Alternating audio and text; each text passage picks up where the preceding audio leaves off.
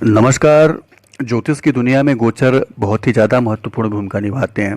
ऐसा इसलिए माना जाता है क्योंकि सभी नवग्रह जो हैं हमारे आपके जीवन को प्रभावित करने की क्षमता रखते हैं। चंद्रमा है, सूर्य है, मंगल है, बुध को ले लें, बृहस्पति, शुक्र, शनि, राहु, केतु, जितने भी ये नवग्रह हैं ये ज्योतिष की दुनिया में काफ़ी गंभीरता से लिए जाते हैं।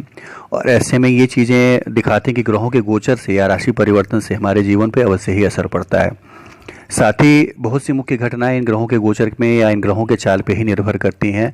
और ग्रह की यह चाल हमारे जीवन में कुछ बड़े तो कभी कुछ छोटे बदलाव लेकर भी आती है। और कभी पॉजिटिव कह सकते हैं, कभी नेगेटिव कह सकते हैं। और जीवन के विभिन्न पहलुओं को नियंत्रित करने की भी क्षमता रखती है ग्रहों का ये गोचर जो होता है। तो इसी में बुध का एक गोचर है जो कि 22 सितंबर को होने वाला है। और बुध जो है वो कन्या राशि से निकल के तुला राशि में जाएगा 5:05 पे शाम को। और फिर 28 नवंबर तक इसी तरह रहेगा, यानी इसी राशि में रहेगा, इसी में वक्री भी होगा और इसी में मार्गी भी रहेगा। तो करीब करीब सभी राशि वालों को, यानी मेष राशि से लेके मीन राशि पर्यंत जितनी भी राशियां हैं सभी को अच्छे से प्रभावित करेगा। किसी के लिए कुछ अच्छे तो किसी के लिए कुछ बुरे फल भी लेके आएगा। अगर आपकी कुंडली में बुध नकारात्मक है, कह सकते हैं नेगेटिव है या बहुत अच्छा नहीं है, तो भूलने की बीमारी, सिर में दर्द होना, त्वचा आदि के रोग यानी स्किन डिजीज़ होना। और अगर आपकी कुंडली में बुध ग्रह अच्छा है तो वाणी का, शिक्षा का, गणित का, कह सकते हैं ज्योतिष का और तर्क शक्ति का, इन सब का लाभ आपको मिलता है। तो देखना ये है कि बुध जो है किस तरह के फल लेके आ रहा है और क्या क्या किस तरह से लोगों को प्रभावित करेगा, या किस राशि के लिए बड़ा ही अच्छा है और किस राशि के लिए बहुत ही अच्छा नहीं है। तो इसी को आइए देखते हैं। खास तौर से देखा जाए तो कुछ समय के लिए बुध जो है ये तुला राशि में ही वक्री भी होगा, यानी करीब करीब 14 अक्टूबर से कह लें 3 नवंबर के बीच में ये वक्री भी रहेगा। तो इस समय भी उसके फल जो हैं जिनके लिए अच्छे हैं थोड़े उनको खराब भी मिलेंगे। तो ये एक बड़ी ही रोचक स्थिति बनी हुई है कि कुछ फलादेश ऐसे हैं जिसमें कि बुध जो है मार्गी रहते हुए अच्छे फल दे रहा है, लेकिन उन्हीं राशि वालों के लिए वक्री होने पे थोड़े खराब फल देगा। तो आइए देखते हैं कि क्या क्या फल मिलने वाले हैं, किस तरह के फल मिलने वाले हैं।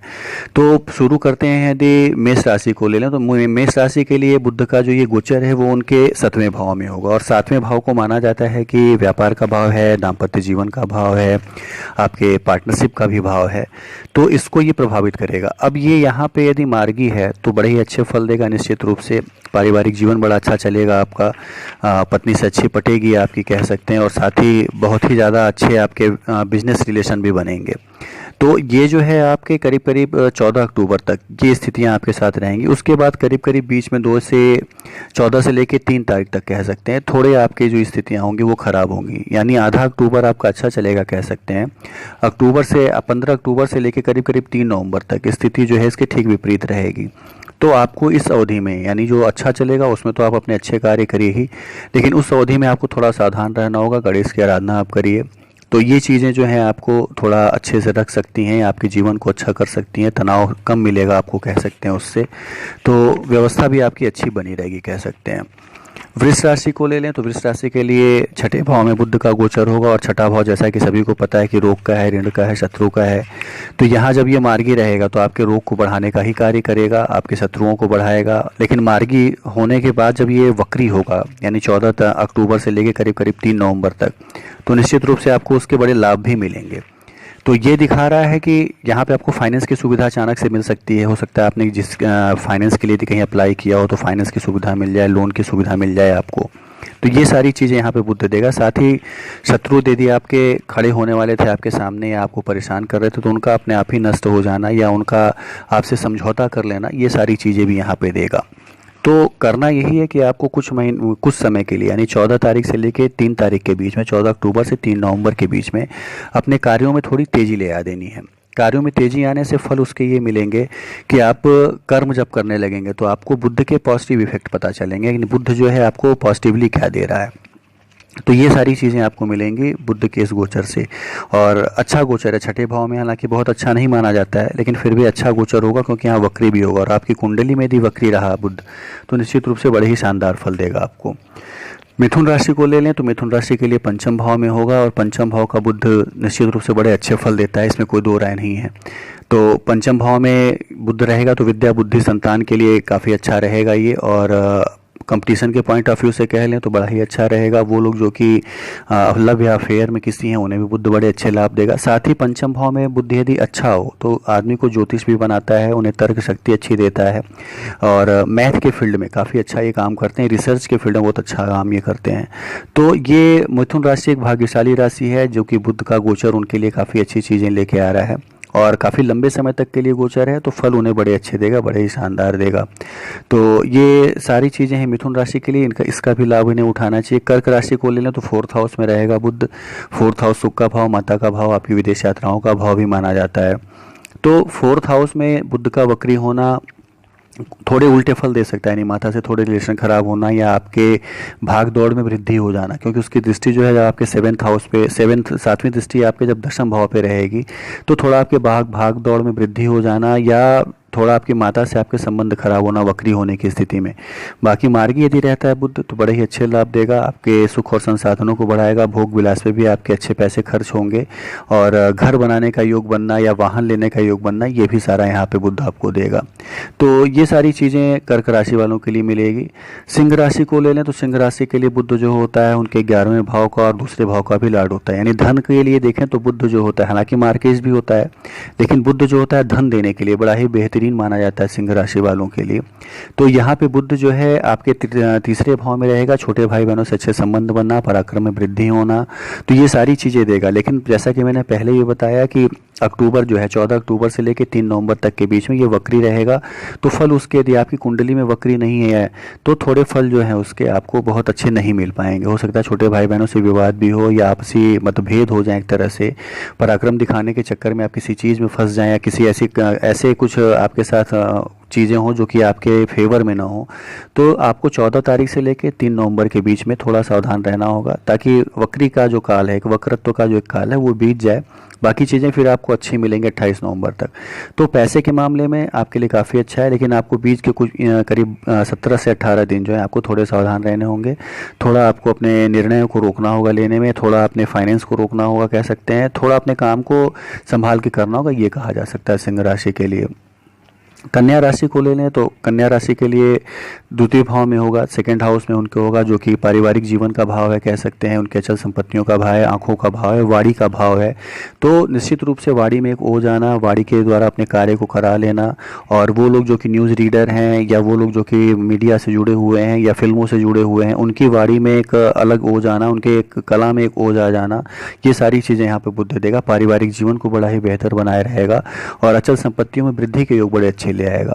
लेकिन वक्री होने पे इसके ठीक उल्टे प्रभाव आपको मिलेंगे यदि आपकी कुंडली में वक्री नहीं है तो इसका आपको देखना होगा, ध्यान देना होगा कि परिवार में किसी सदस्य को आपकी वाड़ी के कारण कोई कष्ट न होने पाए और मनमुटाव एक ना होने पाए, तो चीज़ें बड़ी शानदार मिलती रहेंगी, अच्छी चलती रहेंगी आपके लिए भी।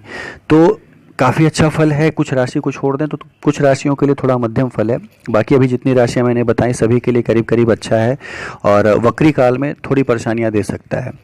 इसके बाद हम यदि तुला राशि की बात कर लें तो तुला राशि के लिए खुद की राशि में रहेगा, यानी लग्न में रहेगा, उनके खुद के अपने उसमें रहेगा, तो केंद्र में रहने पे बुध जो होता है अच्छे फल तो देता है, विदेश यात्राएं भी करवाता है, लेकिन फिर भी आपसी विवाद, मनमुटाव और दूरी, यानी तुला राशि के लिए ये गोचर जो होगा कह सकते हैं बहुत अच्छा नहीं रहेगा। मार्गी हो या वक्री हो, दोनों में ही बहुत ही अच्छा नहीं रहेगा, क्योंकि एक तो उनके 12वें भाव का भी लाड होता है, तो और केंद्र में आने पे वक्री या मार्गी होने पे बेकार के व्यय, बेकार का व्यर्थ का भ्रमण, पारिवारिक विवाद, ये सारी चीज़ें भी देता है। तो तुला राशि के लिए बहुत ही अच्छा है, गोचर नहीं माना जा सकता है बुध का ये, और करीब करीब 2 महीने करीब रहने वाला 22 सितंबर से 28 नवंबर के बीच में।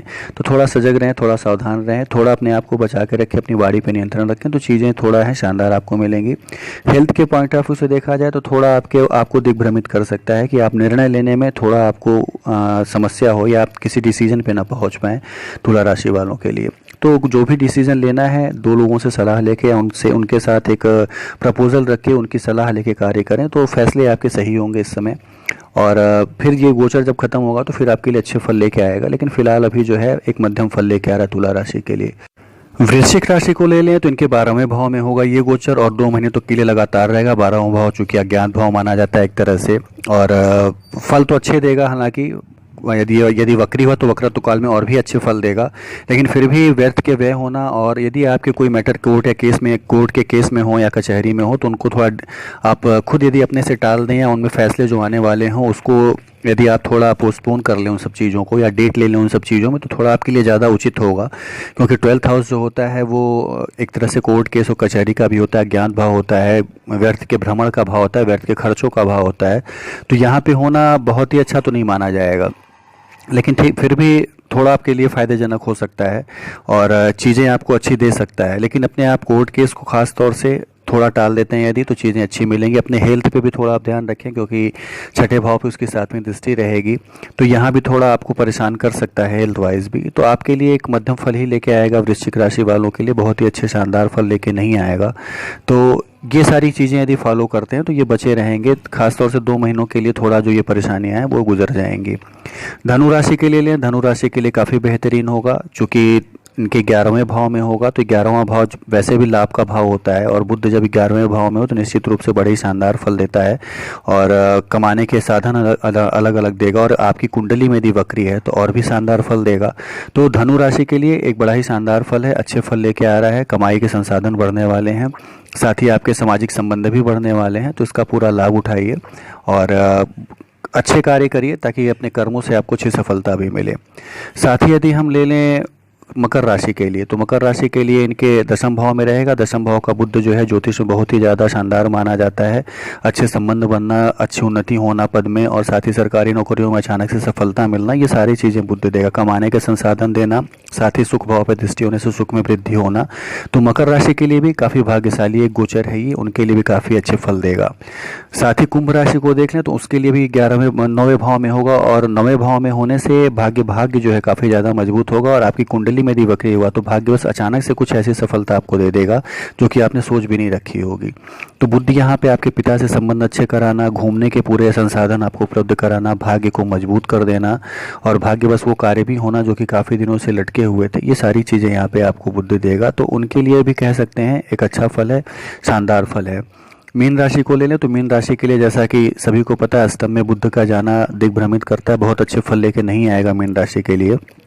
थोड़े पैसे फंसना या किसी ऐसी चीज़ में पैसों का फंस जाना जहाँ पे निकलने में समय लगे, और बहुत ही अच्छे डिसीजन न ले पाना, डिसीजन न लेके चीज़ों को थोड़ा नुकसान कर लेना, अपना खुद का अपने से नुकसान करना, ये सारी चीज़ें मीन राशि वालों के लिए मिलेंगी।